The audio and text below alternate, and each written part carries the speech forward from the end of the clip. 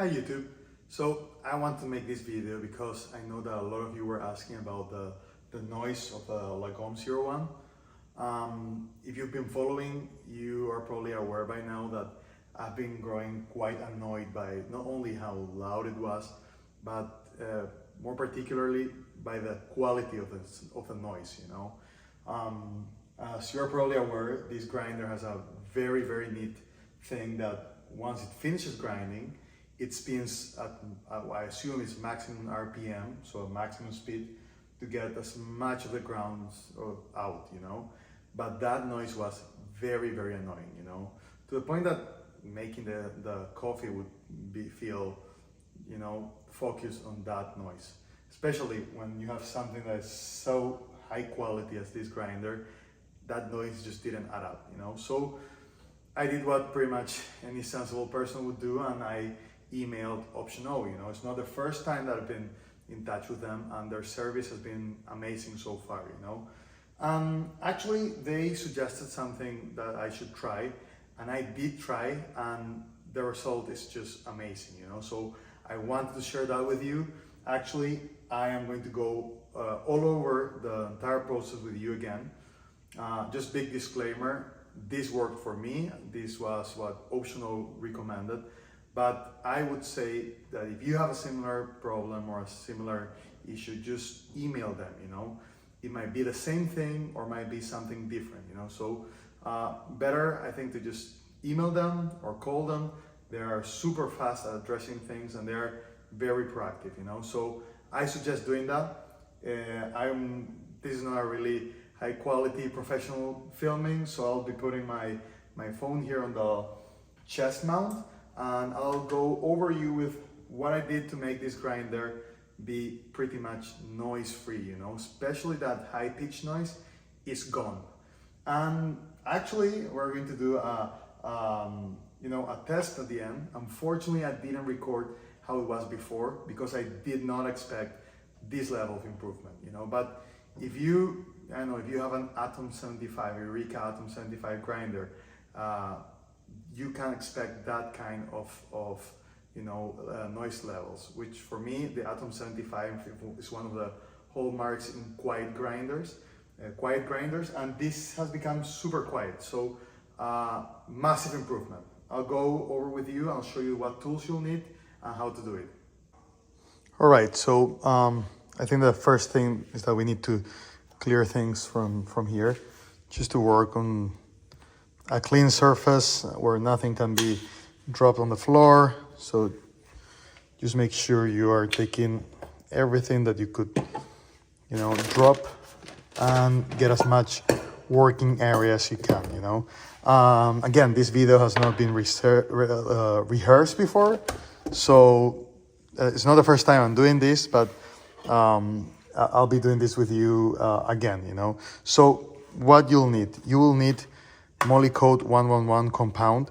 This is a lubricant that it's NSF certified, so it goes really like it's perfect for everything that coffee machines and so on. It doesn't go in every single part of a grinder, but for this we're going to lubricate the timing belt inside. So this is what you'll need.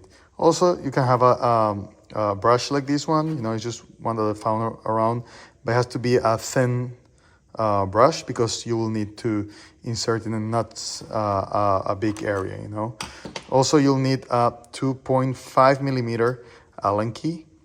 So let's get this out already.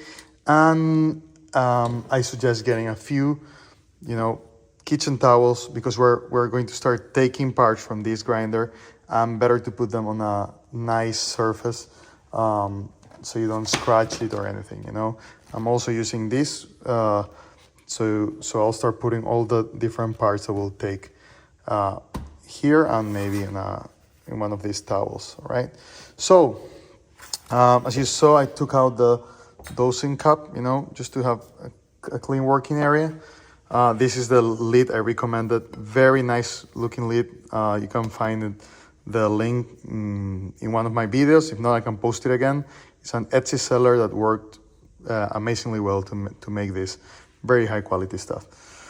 All right, so let's get to the grinder. You have to remove this upper part. To that is magnetically attached, so just lift it up. It won't come out because you have to spin it to where your zero was, and it will come out like that. Okay, so set that aside. Now we have this locking ring that we have to take. Don't spin this part, only this bottom one. It even has an arrow here, you know, so you may have to, you know, use a bit of force to move it, and just make sure that when you're turning it, you know, don't hit your fingers against this area. It's a bit sharp, so just something to be aware of. All right, so take this out.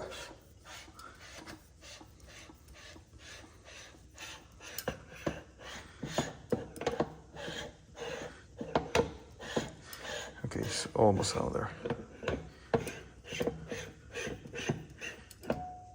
Okay. It might be a good time to also clean inside the burrs. To that, you just pull this up, like here. Just remember the bearing could fall out if you're turning it without holding it. It's fairly clean because I did this a few days ago, so still fairly clean, you know. But again, you won't find a lot of debris or grounds inside, you know.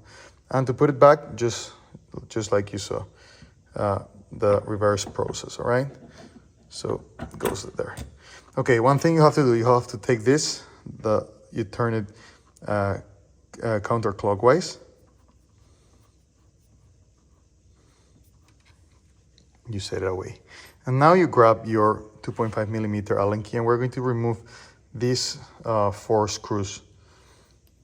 They were not more than hand tight when I removed them. Same thing will probably be in your case. It's just to hold this shroud in place, you know, so it should come fairly fast and easy.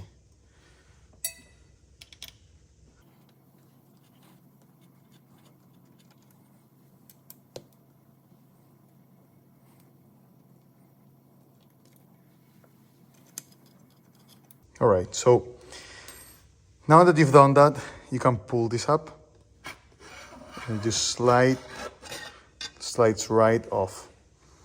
Again, we can set this apart, and I would suggest you turn your grinder sideways because and set it to the minimum RPM, okay? Because I'll remove this from the mount because I want you to see what we're looking at. This is the timing belt. I'm going to turn it on. As you can see, it's spinning. Fairly noisy without the shroud. But what you are looking to do is that you're going to take a bit of your moly coat. You're going to put it on the tip of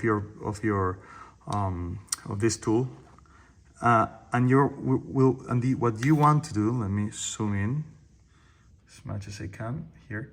Is you want to lubricate the teeth which are on the inside of the timing belt. What I did was, like, I would put a bit of the lubricant in there and I would make it spin, you know. So pressing the bottom button on the grinder to turn it a bit, and do that again and again.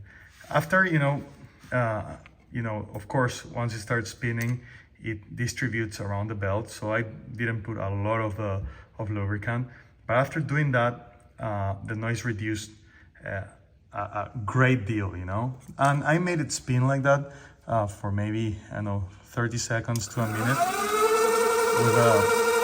with a new lubrication, just to make sure all the teeth were properly lubricated. So let's see if I can do this one handed. Okay, so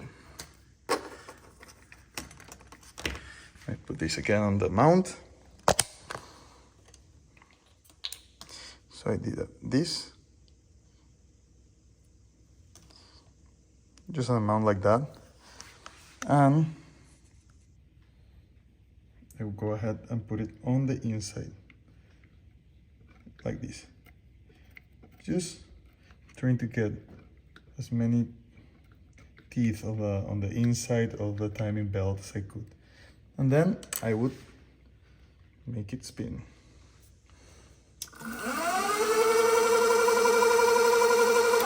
And that is basically what you do to make your grinder go super quiet. Of course, you have to do the reverse process now. I did find some grounds over here, as you can see. Not a lot, you can see a bit again, you know, so make sure you clean that.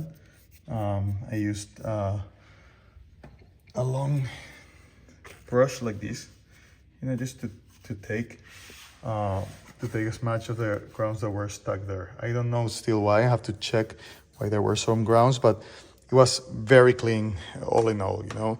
So we're going to put it back again, just in the reverse order. All right, so everything is back into the espresso station. I'm going to make espresso 18 in. I think it'll be around 42 or 45 out. We're using Café Quinto Caramelo bean. Full disclaimer, I'm a partner in this roastery.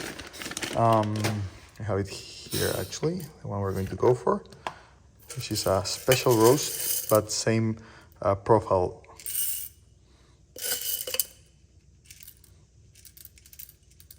Oops, went a bit over. Perfect. Okay, as I mentioned before, I'm not doing WDT anymore for the Lagom 01. Put the lid and let's go for it.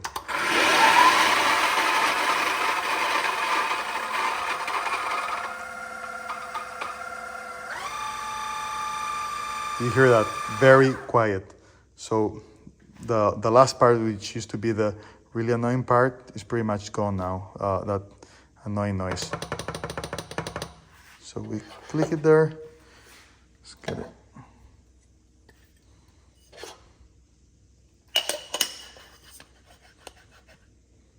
Can't spin it that much with the chest strap, but we'll see how it turns out. I'm really enjoying the autocomb. It's been working very nice for me. I think that better than the Moonraker.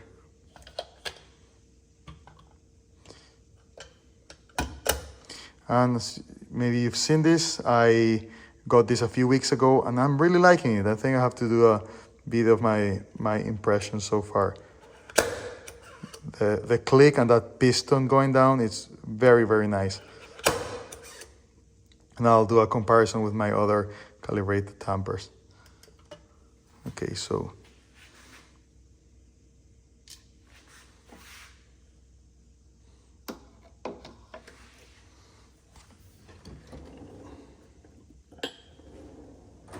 all right, we'll see how it comes. I haven't done a proper calibration with this.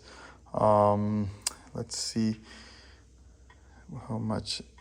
45 seems good for this coffee, and we'll see how it comes. Let's get this out so I can film the bottom of the basket.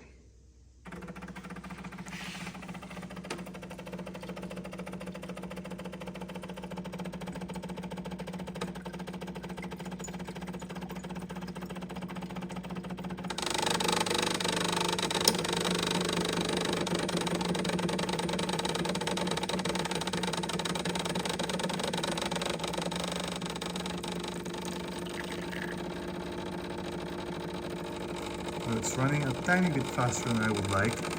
I think that it's probably be quite good. Yeah, it did run fairly fast, only 19 seconds. The color is good. Textures looks very nice too.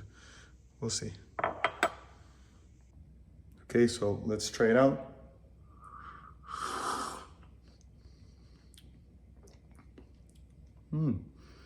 Very neutral. Tiny bit on the acidic side, but I love my coffees very bright, you know. No bitterness at all, you know. The texture with a Lagom 01 is great, you know. I actually feel that sometimes it has more texture than the Weber key, even though the key is it's a conical grinder, but the 01 has pretty much a more velvety texture with most roast levels. I don't really drink a dark roasts, so I'm more on the light mid roasts. And pretty much my key has now remained for brews, so B60 and that Mocha Master you see there on the back. Still amazing, extremely beautiful grinder, but if I have to choose one, I think it'll be the 01. So my friends, keep enjoying your drinks and your espressos.